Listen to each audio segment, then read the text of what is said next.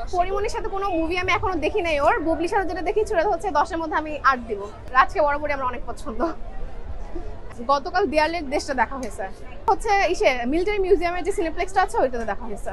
আজকে এখনো চিন্তা করি নাই, আর টিকিট মনে হয় নাইও, তাই না? সব হচ্ছে সোল্ড আউট। আমরা দেখলাম যেটা অনলাইনে, ভালো ছিল কিন্তু এক্সপেকটেশন আরো বেশি ছিল, তেমন আর কি লাগে নাই। আমাদের মনে হচ্ছে যে গল্পটা অনেক স্লো, কাহিনী ভালো বাট মনে হচ্ছে অনেক স্লো ছিল আর কি, মানে অল্প একটু গল্পকে অনেক টানা হয়েছে এরকম মনে হয়েছে, বাট গল্প ভালো ছিল, অনেক ভালো। ও আমার অনেক ফেভারিট, ওর অভিনয় খুবই ভালো, ভালো লেগেছে। বুবলির অভিনয় অনেক বেশি মানে সুন্দর হচ্ছে আস্তে আস্তে আর কি। ওর গতবার হচ্ছে প্রহেলিকা আমি দেখেছিলাম, খুবই ভালো লেগেছিল।